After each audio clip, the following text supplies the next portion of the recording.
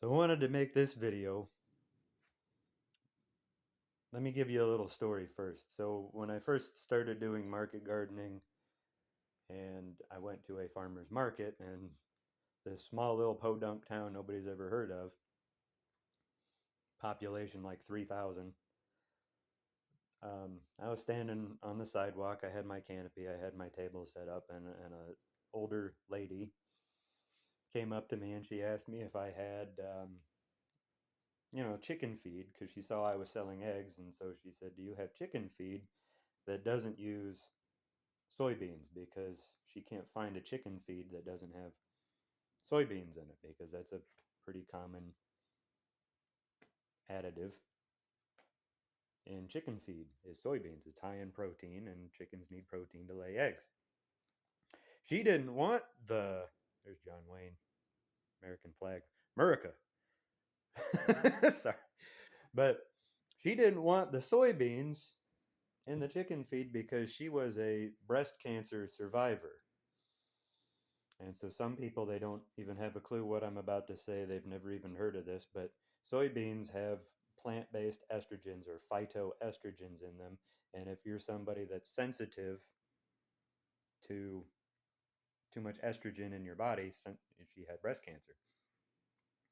So she didn't want any of the soybean in the chicken feed because when she eats the eggs, some of those phytoestrogens get into the eggs and she needs to keep that minimal.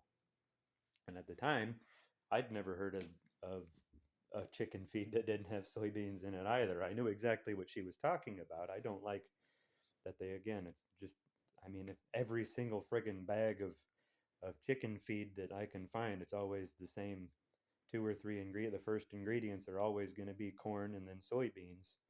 And then, all these different synthetic vitamins. And I know they're synthetic, unless you get an organic chicken feed, but that's like 30, 40, $50 for a 50-pound sack of feed. So what I found, now bear with me, what I found, and this is what I do now, and it's a little more work, but I think it's worth it. What I do now is I source organic, non-GMO. Non-GMO is important, organic's important, but non-GMO is important because that means it hasn't been sprayed with glyphosate, which glyphosate is a known carcinogen. We know that it causes cancer. It's been linked to non-Hodgkin's lymphoma. There's a lot of other ones that they think it causes, but they haven't been able to prove it or whatever. Anyway, just look up all the connections between glyphosate and cancer or other illnesses. It wrecks your microbiome. Glyphosate wrecks your microbiome. It ruins your stomach. I know I'm throwing words. Most of us probably don't. But so what I do now, and I'll show you. I'll try to make a long story short, right? Make a short story long. I find this is a pretty good company. Now this is a small bag. This is where I started. I just kept the bag, but I've to do it this way is stupid expensive. I wouldn't do it this way. This is just to get started. But they had these 5-pound bags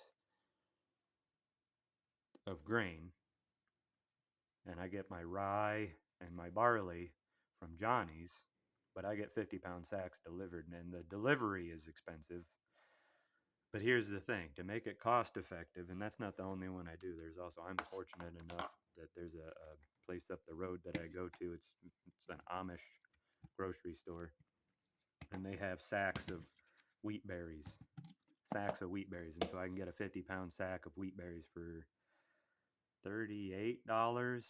So it's less than $1 a pound. And like I said, when you're getting feed, you're an organic feed, you're getting, a 40-pound bag for $35 plus tax. So I mean, $1 a pound is basically like that's the baseline. But and then I just stick them in a bucket like that. I've got, like I said, when I go, I stock up. I get like 4 or 5 bags, and then I just keep them in a little tote downstairs so the mice don't get at it. And it's the same thing with these 50-pound sacks of barley and rye. And what I do, I then take it and I measure out a cup of grain, if you've ever seen, and I also have, this is for me, these are beets, which again, Johnny's selected seeds, but these are microgreens that I'm sprouting in the same setup. So you can do it for yourself too. If you don't have chickens and you're like, well, why would I don't have chickens. I don't need to know this. Microgreens for your salad, because again, it's too cold to be growing most of this stuff outside unless you live further south, or um, I don't know, you might have, but whatever. So for the rest of us, these are just, I get these lids. I think I found them at Meyer. These ones you can order. These are stainless. You can order them off of Amazon. I get the wide mouth so my hand can fit in there to scoop it out. And then 1 cup of grain, whether it be hard wheat, rye, barley. I picked those ones because A, they're affordable. B, they're high in protein. And you soak them for at least 12 hours, maybe overnight, maybe 24 hours. Wouldn't hurt them either. And that's how they start. And they start sucking up the water, and then you go through the process, and then pretty soon you get, that's about half full. So you can see how, and this is 8 cups. So you start with 1 cup. When it's completely full, you've got eight cups. So that's why I'm like, all right, $1 a pound, $1 a pound to get you started. Or actually, it's less than that. You can get a 50-pound sack of hard wheat for $40. Where I am, you might be able to find better, maybe worse. But don't worry about that, because what you're doing, like any good farmer, you're growing it, or gardener, you're growing it. You take that 1 cup and turn it into 8. So whereas before you were paying maybe $1 a pound for an organic feed that did have soybean in it, which nobody needs to be eating estrogen. I don't care if you're phytoestrogen. I don't care if you're male, female, whatever. Women already have enough estrogen. Their body produces all the estrogen they need. They don't need more. That's why she had breast cancer. That's why when she figured it out, she's like, I don't want to eat that crap anymore. So she was asking me, if she's out there and she can see this is what I do. I didn't have the answer then, but I do now. So then you take your grain and you sprout it. You can find your wheat organic, non-GMO, 100% natural, whatever you can find where you know that it doesn't have, and you can monitor. And that feeds the hens just fine. And then there's another bit. Now this one's kind of empty looking at the moment, but like I say, I'm still trying to fill things up. But so I take the barley. This is barley. And I put it in these trays. And probably there's people out there that have a similar setup. That's supposed to be celery, but I know I'm doing it wrong. Just ignore it. I know I'm doing it wrong. Whatever. Yeah, just ignore that. But yeah, I got my Mister bottle here. Sometimes Sometimes this Mister bottle isn't enough. Sometimes it sucks up enough water. You know how it's a grass type, so I mean, you know how thirsty grass is. It sucks it up. I've got my sweet corn seeds hanging for next year. Save my own sweet corn seeds. Some other things: cucumber, tomatoes, cherry tomatoes, beefsteak, the Mr. Stripey or the Zebra Stripey. I got acorn squash. Let's see, summer squash. These are all seeds I saved. And there's Johnny's again. Shout out to Johnny's. I love Johnny's. Yeah, acorn, spaghetti, yellow squash. There's bell peppers, yellow wax peppers, stripy tomato again. A little bit of watermelon, bush peas. That's really easy to save seeds. So some of these are a lot, I mean, they're all pretty easy to save. You got to be careful that with your squash and stuff like that, certain things you want to keep them maybe isolated so they come back true to type. Maybe not. Maybe you don't mind if they cross. Cilantro. So I've got herbs, dill. These are the microgreens. This is what I'm talking. Broccoli. Which the broccoli sprouts, that's a good cancer fighter because it has sulforaphane in it. Sulforaphane kills cancer, just so you know. If you're somebody out there that's like, I need something to help fight cancer, sulforaphane, broccoli. believe it or not. It's not medical advice, but it does. Shh, don't tell on me. So these are the 50-pound sacks that I get from Johnny's. And this one here is rye, winter rye, and this is barley. And then I just keep them in here so that way the mice can't get to them. I'm going to have to put this down a second so I can do the other thing.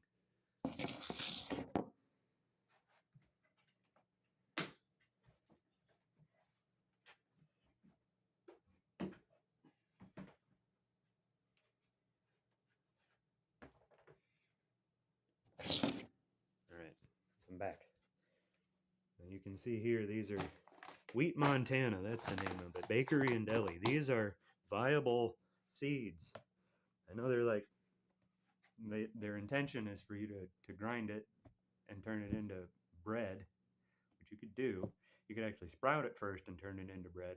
When you sprout it, it unlocks so much nutrition. When it's just a seed kernel, it's I think the bioavailability of the protein and the nutrients is only like 40%, but when you sprout it, I mean it just there's a huge difference in the nutrition and the bioavailability of different proteins and minerals and lysine and choline and all these other things that your body needs. But you can see here, ENS is the name of the store that I like to go to. I don't know if I'm allowed to, but I'm going to tell you anyway. I'm snitching on them that this is where I this is where I go to get. So this hard red wheat, $38.99 for a 50-pound bag, and then there's I think this is a hard white wheat, and that one's a little bit more expensive, but I just grabbed it because that's what they had. I needed to stock up. That's what I like to do. I go there, I stock up, put it back down. I go there and I stock up, and then yeah, I use those sprouters, and then I feed that to my chickens, and they love it. They absolutely love it. Now that by itself isn't enough. I also feed them. I take my. You got to give them a little bit of salt.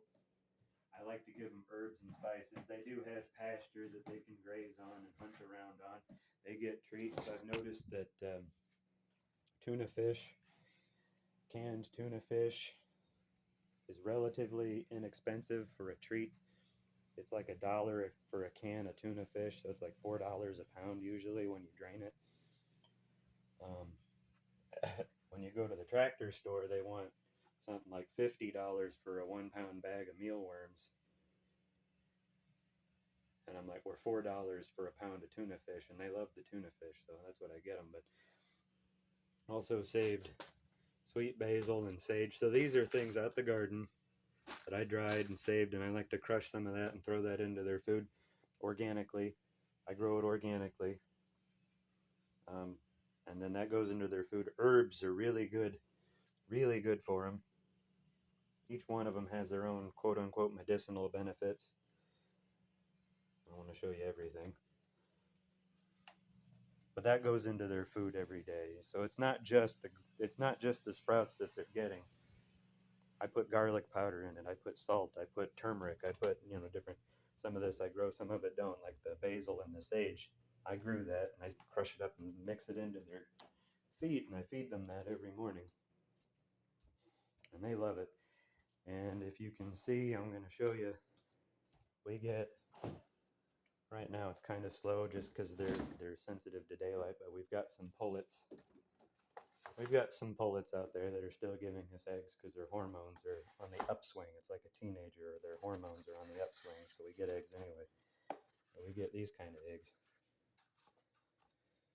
This is what Americanos will do. And actually, some of these, like this, I know this blue egg right here is from a hen that we hatched. We bred, it was like a leghorn kind of a rooster, maybe an Ancona or something like that. Now, traditionally, they lay brown eggs, but he's a rooster. He doesn't lay eggs. But we bred him with a gold comet or a gold Wyandotte or something like that. Again, another brown egg-laying hen, but we took, so basically a brown rooster and a brown hen, and we crossed them, and we still wound up with those blue eggs. So it doesn't really matter. Once they start crossing, you don't know what you're going to get. You could take two hens where the dominant trait is brown, but when you breed them you might end up with a blue egg, just so you know. We had another hen that same thing, same parentage, but she lays a brown egg. So I mean, it's kind of interesting, or at least I think that's how that went. I guess maybe there's a possibility one of the other roosters snuck in there when. I'm not really sure. Anyway, you never know what you're gonna get, but it's important to pay attention to the details. And so if that lady's out there, or if any of you are struggling, trying to figure out how you're going to feed your hens this winter, how you're going to avoid the hassle of, you got to go buy and bagged feed. When I started, I was buying bagged, like Tractor Supply feed, Rural King brand feed, and the health of the hens was atrocious. It was terrible. They were sick all the time. The eggshells were soft. A lot of them, they would break before I even, in the nesting box, before I could get them in the house. These ones, I don't have soft shells. That doesn't happen. Um,